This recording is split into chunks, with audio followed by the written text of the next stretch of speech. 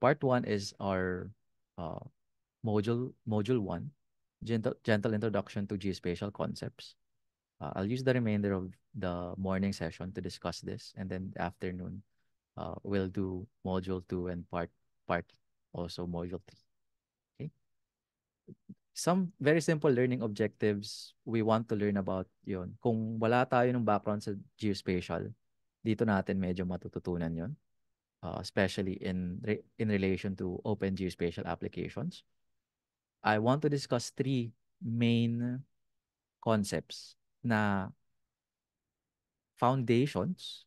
If you come from a geographic, geospatial background, this will just be a review for you. Alam mo na to at like the back of your hand. Map projections, coordinate reference systems, spatial data models. Right?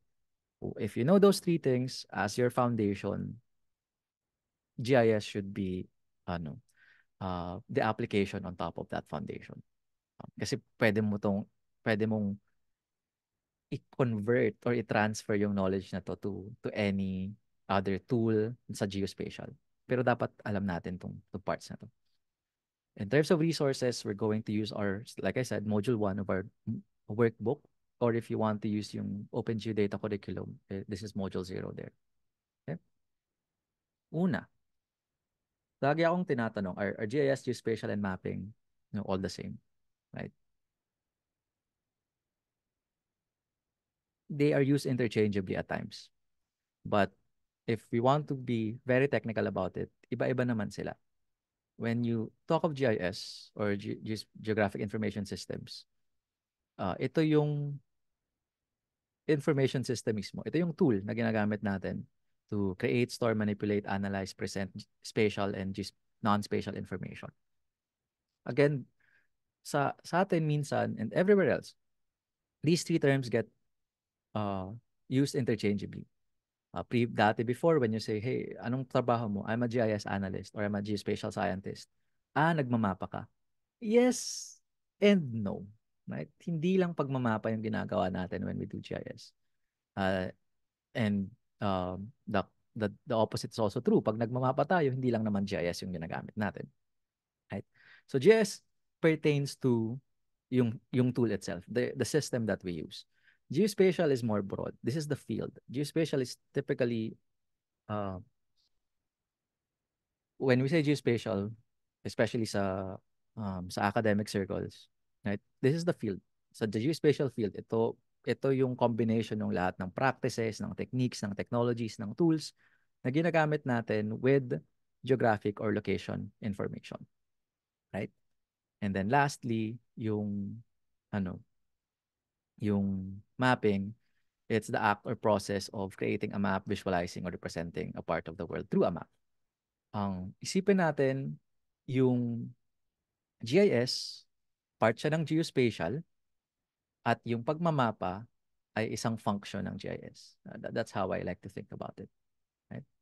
In terms of the GIS itself, yung naboblur na ngayon yung lines kung ano yung actual GIS dahil halos lahat ng napakarami ng tools that allow you to make maps, allow you to handle geospatial data, and some of them are very focused on just one purpose.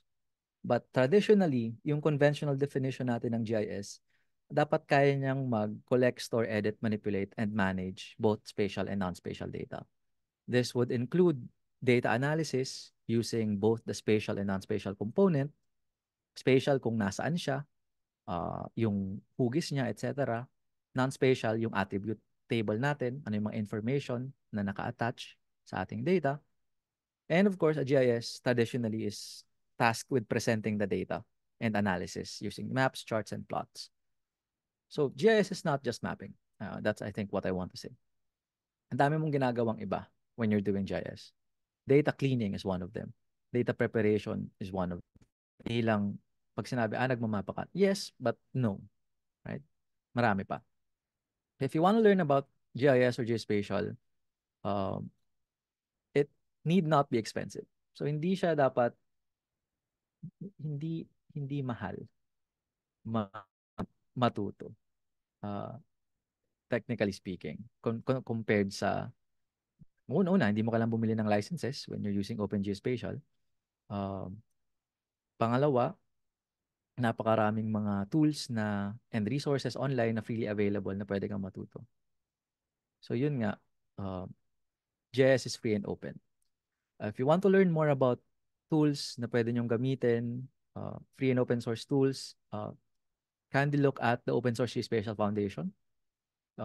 It's a non-profit organization. Our goal is to help foster global adoption and support the development of open source projects, especially in the geospatial space. Yung QGIS, yung GeoNode, yung GeoServer, lahat ng kilala nyong modern geospatial open source tools ay sinusuportahan nila. Right? Just to show you some examples, may GIS tayo, ay ang mga yan. If you need a database, you have that. If you need to do programming, GDAL Ogre, Python, R, these are all open source. These are all used a lot in the geospatial field. Yeah. Then to give you a better idea, ito yung parang stack na gamit na pwede natin gamitin. Sample open source stack. Meron tayong mobile for QField, QGIS for desktop, meron tayong database ng PostGIS. If we want to expose our data to others, we could do it via GeoServer. And then yung GeoServer, it connects to GeoNode for us to have a data catalog online or something like MapStore 2 as just a viewer. So ito parang front-end map application mo. Right? And this isn't theoretical. In fact, there's this, I love showing this, this picture. This is an actual sample geospatial stack from the Wanganui district sa New Zealand. So kung titingnan nyo, ito yung gamit nila sa kanilang, technically LGU, sa district nila. Ito yung mobile nila, ito yung desktop, ito yung services, ito yung database, ito yung web, ito yung cataloging system, ito yung mapping system nila. And they are all open source. So kaya, don't let marketing tell you na imposibleng gumawa ng isang geospatial system sa isang local government unit using open source tools. In fact, a lot of especially outside of the Philippines, a lot of the advancements sa open source nung mga early days were made by people working sa government agencies. Yeah. Marketing lang yan. Pag sinabi, hindi, kailangan nyo to. Kailangan nyo bayaran yung subscription na to para magkaroon kayo ng GIS sa LGU nyo. It's all marketing. It's been shown many times na you can go a full open source stack, you can do a hybrid open source stack, but you don't always need to go pure proprietary / subscription. Any questions?